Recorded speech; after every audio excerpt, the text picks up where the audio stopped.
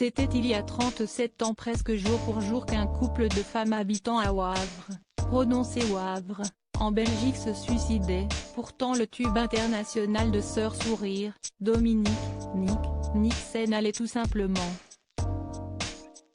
Est toujours un classique de la chanson francophone qui s'est resté dans la tête de quiconque en a fredonné les premières notes. À l'origine de cette chanson qui a fait le tour du monde et s'est placée, en décembre 1963, en numéro 1 des ventes américaines pendant 4 semaines d'affilée, la sœur Jeanne-Paul Marie Descoeurs, qui a adopté le nom de sœur Luc Gabriel lors de son entrée au couvent de Fichermont, à Waterloo.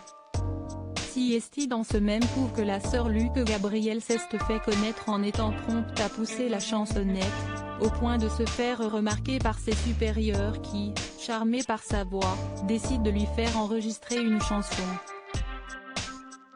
Afin que ni son nom, ni sa photo n'apparaissent sur la pochette, si est le pseudonyme de Sœurs Sourire qui est choisi pour interpréter la fameuse Dominique.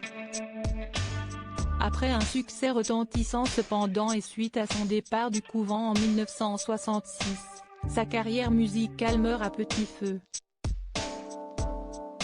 Privé des revenus de son plus grand tube récupéré par sa maison de disques Philips et son couvent, Jeanne-Paul Marie Descoeurs n'hésite cependant pas à mettre tous ses revenus dans la fondation et le financement de l'Institut Claire Joie, qu'elle crée avec sa compagne Annie Péché afin d'aider les enfants autistes.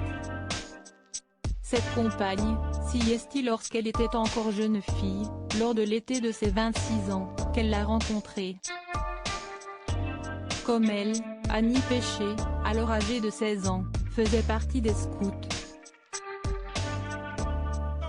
Les deux jeunes femmes deviennent de proches amies mais se perdent de vue après quelque temps.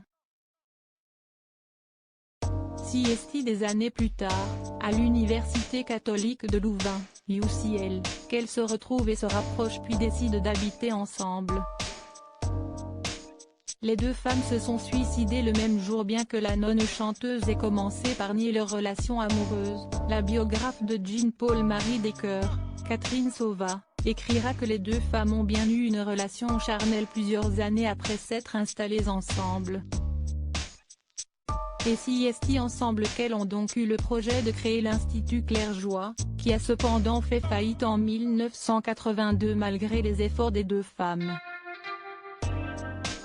En parallèle, la chanteuse était également poursuivie par le fisc belge auquel elle devait une grosse somme d'argent. Selon les propos d'Yvan Descuizen à la Croix, Jeanne-Paul Marie Descoeurs dépensait tout ce qu'elle avait pour soutenir son amie à faire tourner Claire Joie.